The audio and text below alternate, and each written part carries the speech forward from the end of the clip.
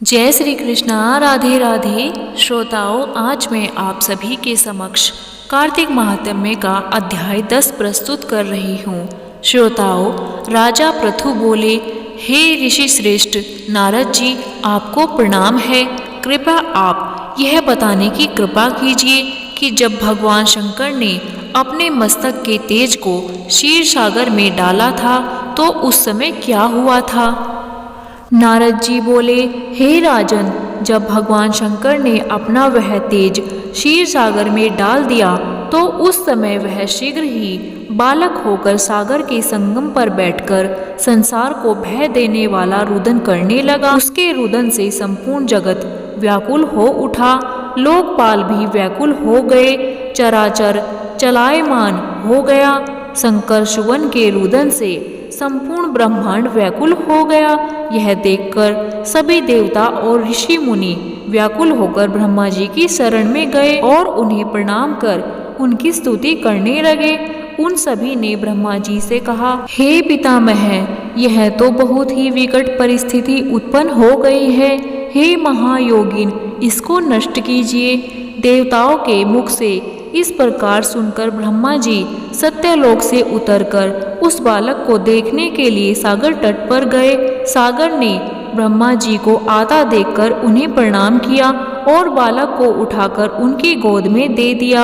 आश्चर्यचकित होते हुए ब्रह्मा जी ने पूछा, हे सागर, यह बालक किसका है? शीघ्रता पूर्वक कहो। सागर विनम्रता पूर्वक बोला, प्रभो, यह तो मुझे ज्ञात नहीं है, परंतु मैं इतना अवश्य जानता हूँ कि यह गंगा सागर के संगम पर प्रकट हुआ है। इसलिए हे जगत गुरु, आप इस बालक का जात कर्म आदि संस्कार कर इसके जातक का फल बताइए। नारद जी राजा पृथु से बोले, सागर ब्रह्मा जी के गले में हाथ डालकर बार बार उनका आकर्षण कर रहा था।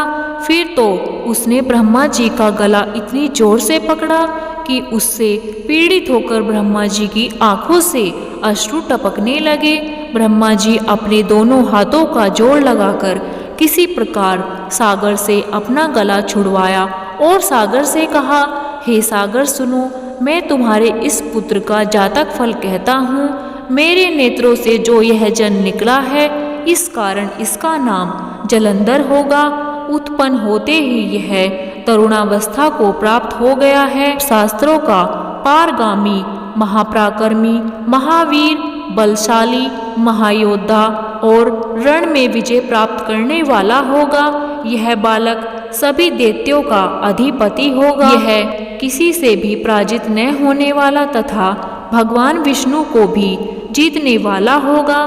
भगवान शंकर को छोड़कर यह सबसे अवध्य होगा जहाँ से इसकी उत्पत्ति हुई है। इसकी पत्नी बड़ी पतिव्रता, सौभाग्यशालीन, सर्वांग सुंदरी, परम मनोहर, मधुर वाणी बोलने वाली तथा शीलवान होगी। सागर से इस प्रकार कहकर ब्रह्मा जी ने शुक्राचार्य को बुलवाया और उनके हाथों से बालक का राज्याभिषेक कराकर स्वयं अंतर्ध्यान हो गए। बालक को देखकर सागर की प्रसन्नता की सीमा न रही। वह हर्षित मन से घर आ गया। फिर सागर में उस बालक का लालन पालन कर उसे पुष्ट किया। फिर कालनेमी नामक असुर को बुलवाकर वृंदा नामक कन्या से विधि पूर्वक उसका विवाह करा दिया। उस विवाह में बहुत बड़ा उत्सव हुआ। श्री शुक्राचार्य के प्रभाव से पत्नी सहित जलंधर दैत्यों का राजा हो गया। श्रोताओं, इस प्रकार कार्तिक महात्म्य का अध्याय 10 पूरा होता है। जय श्री कृष्णा। राधे राधे।